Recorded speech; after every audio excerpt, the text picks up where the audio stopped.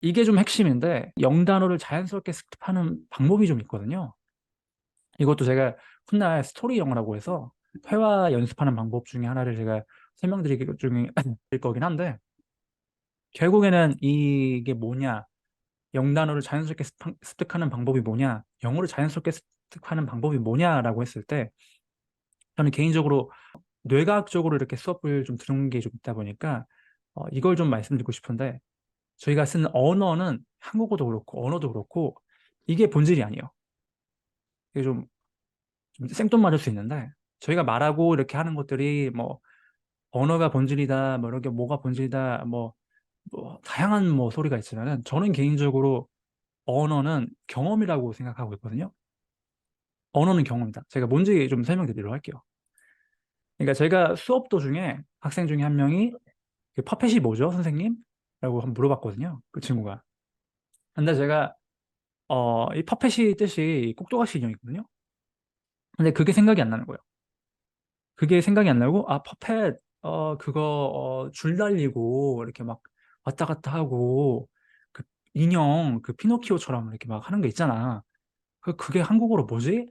그러니까 영어로 이해는 하는데, 이 영어를 들었을 때, 퍼펫이라는 말을 들었을 때, 저는 제가 알고 있는 이 경험, 그 꼭두각시 인형이라는 경험이 바로 들어온 거예요. 그 한국어를 거치지 않고 퍼펫을 생각하면은, 아, 그 꼭두각시 인형 줄 달려 있고 사람이 조종하고 그 이미지가 먼저 떠오른 거예요. 근데 여러분들이 각자가 갖고 있는 그 단어의 의미가 다 다르거든요. 그러니까 의미가 다르냐, 다르다는 게 뭔 뜻이냐면은, 제가 다음 페이지를 보면 보여드릴 텐데, 저는 개파인데, 제가 저희 집을 대대로 개를 키워왔어요. 고양이를 접하는 거는 쓰레기 뒤지는 고양이들, 길거리에 다니는 고양이들이다 보니까, 누군가가 저에게 고양이라는 단어를 건네주면은, 저는 고양이가 쓰레기 뒤지고 있거나 밤에 야뭐 울고 있는 그런 게 먼저 생각나거든요. 그 이미지가 먼저 떠올라요. 그 감정과 내가 경험했었던 그 고양이라는 그 경험이 쫘르르 이렇게 들어오면서, 아, 고양이 혹은 뭐 캣이라고 하면은, 저는 고양이 캣 하면은 고양이가 생각나고 제가 겪었던 경험이 생각나는 게 아니라, 아, 캣 하면은 제가 겪었던 그 부정적인 이미지들, 고양이 더러운 모습, 서로 싸우는 모습, 길거리에서 하는 것들이 즉각적으로 떠오르는 거예요. 똑같이 제가 아까 수업 때 말씀드렸던 것처럼, 학생이 퍼펫이 뭐죠? 라고 했을 때, 퍼펫 하면은 꼭두가시가 떠오르는 게 아니라, 퍼펫 하면은 그 이미지부터 떠오르는 거예요. 제가 여태까지 경험해왔던 피노키오, 아, 애니메이션 봤던 쓰던 그 피노키오의 모습, 어렸을 때 인형극장에 가서 했었던 모습이 바로 떠오르다 보니까, 제가 서술했던 게 퍼펫, 그 줄다른 인형이 먼저 떠오른 거예요. 그래서 여러분들도 단어를 외우실 때나 단어의 개념을 외우실 때도 한국어로 막 외우시는 건 좋지는 않다고 생각하는데, 그걸 좀 해결하는 방법을 좀 이따 알려드릴게요.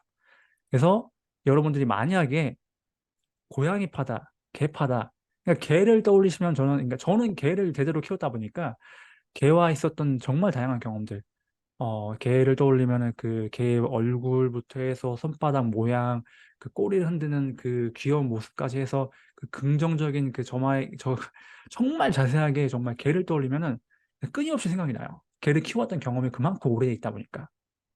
어떤 즉 여러분들이 가지고 있는 그 각각의 경험들에 따라서 그 단어의 의미가 본질이 달라진다는 걸 제가 말씀드리고 싶은 거거든요.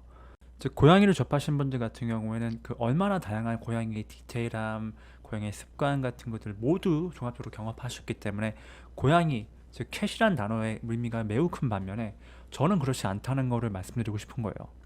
그렇기 때문에 여러분들이 어떠한 단어를 외우시거나 문장을 쓸 때마다 여러분 깊은 내면 속에 자리 잡고 있는 그 경험과 기억들을 생생하게 떠올리면서 표현을 할수록 더욱더 자연스럽게 회화를 할 수 있다는 것이 저희 지론입니다.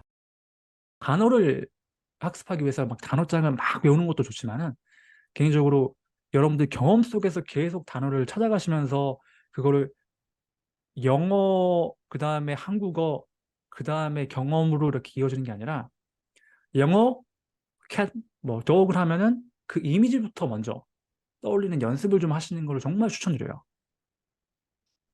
이게 좀 어려울 수 있는데 제가 좀 천천히 설명드릴게요. 좀 이해가 되시나요? 제가 설명드리는 게 좀 GPT 설명을 좀 하기 전에 결국에는 이것도 제가 훗날 스토리 영어라고 좀 설명드릴 건데 여러분들 영어를 배우신다, 뭐를 배우신다 하실 때 여러분들이 직접 경험했던 경험을 최대한 감정과 경험을 최대한 그 영단어랑 결합시키는 연습을 좀 많이 하셔야 돼요. 그래서 언어의 본질은 언어가 아니라 그러니까 우리의 경험, 기억이라는 걸 좀 이 수업에서 뭐 아까 랑근이 빠로리니 그거는 뭐 중요하지 않아요. 이게 진짜 핵심이라고 저는 생각을 해요. 네, 그래서 해외 나가라는 소리도 뭐 비슷하긴 한데 경험을 해서 그 표현과 그 경험을 한꺼번에 이어주는 경험을 해라라고 뭐 해외 가는 게 가장 좋긴 하거든요. 그러니까 영어라는 게 본질이 아니라 영어라는 그 언어 툴을 통해서 우리 경험을 표현한다라고 이해하시면 되게 좋을 것 같아요. 그래서 정말 안 좋은 것 중에 하나가 저희가 문제점이 하나가 문법을 많이 공부하고 그러니까 한국어로 된 문법화되는 그 구조 속에서 계속 언어를 공부하다 보니까 영어를 단어나 문장을 듣고 그 다음에 경험과 생각, 캣을 듣고 내가 생각했었던 그 더러운 그 고양이가 생각나는 게 아니라 그 다음에 고양이, 그 다음에 고양이라는 그 개념 속에서 갖고 있는 제 경험과 생각으로 이어지다 보니까 이게 회화가 잘 안 되는 거예요. 그래서 이 한국어라는 그 중간 업자, 더 많은 시간과 에너지를 필요한 이 한국어 부분을 그냥 솔직히 그냥 지워버리는 연습이 많이 필요하거든요. 예, 그걸 지우시고 영어라는 그 툴을 내 경험 속으로 계속 말을 하고 듣는 경험이 많이 필요하다고 제가 좀 말씀드리고 싶어요. 그래서 결국에는 여기서 제가 좀 PPT에다가 써놨는데 영어 환경으로 한국어를 끊어내야 된다라고 좀 말씀드리고 싶어요. 그래서 결국에는 제가 그때 보여줬던 영어 환경 만들기 위해서 핸드폰을 바꿔라. 바꾸면 왜 좋다라고 했던 것도 결국은 이 한국어라는 이 중간업자를 그 유통업계에 일하시는 분 아실 거잖아요. 그 유통에서 얼마나 많은 수수료가 떼가는지. 그 한국어가 그 자리 잡고 있으면은 그 영어가 바로 나올 수가 없어요. 패턴화 시키고 뭐를 한다라고 하지만은 결국은 한국어라는 게 중간에 자리 잡고 계속해서 우리 직접적인 경험과 생각으로 이 영어라는 툴이 이렇게 끈끈하게 이어져야 되는데 그거를 하지 못하면은 결국에는 회화적으로 능숙하게 말하는 거는 좀 많이 힘들지 않을까 좀 싶어요. 그래서 AI를 통한 단어 습득을 정말 추천드리는 게 하나가 뭐냐면은 어려우실 수 있는데 영영 사전을 저는 쓰라고 좀 말씀드리고 싶거든요. 네. 지금은 뭐 기초시거나 아니면 좀 중간 뭐 어떤 레벨인지 제가 각각의 여러분들이 어떤 레벨인지 제가 잘 모르니까 무작정 영영사전 봐라고는 할 수는 없는데 여러분 문장이 이해되시고 할 때쯤 이 영영사전을 쓰면은 그 내가 알고 있는 그 경험으로 바로 들어가는 게 훨씬 더 쉬워져요. 그리고 개인적으로 한 번 더 하나 더 추천드리는 방법 중에 하나가 구글 보이스 어시스턴트라고 하는데 시리 말 그대로 뭐 iOS, 애플 폰을 사용하시는 분이면은 시리로 사용하셔도 되고 제가 그때 말씀드렸잖아요. 언어 설정을 영어로 바꿔라. 그리고 나서 제가 만약에 어떤 뭐 컨텐츠를 듣다가 저도 되게 많이 쓰는 방법이거든요.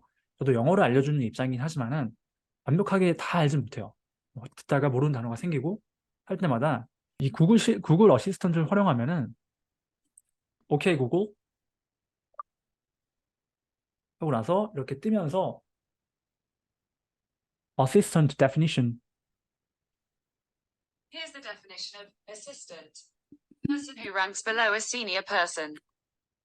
이게 좋은 점이 뭐냐면은 이런 구글 어시스턴트에다가 어떤 데피니션이 뭐냐라고 질문했을 경우 사전적으로 쓰이는 그 사전 단어가 정말 기초 단어로 되어 있어요. A person who like ranks below senior person이라고 해가지고 중학교에 나오는 뭐 기초적인 단어거든요. 그래서 만약에 모르는 단어가 생기고 영어를 통해서 또 배우다 보면은 이게 선순환의 고리로 연결되는 거예요. 아, 모르는 단어가 있어서 아, 이게 뭐지? 라고 영어로 질문을 하면은 정말 기초적인 단어로 그 단어를 설명해 주다 보니까 계속해서 아, 내가 알고 있는 그 영어의 개념과 내가 생각하는 진짜 경험이 이어지는데 훨씬 더 소홀해지는 게 되는 거예요.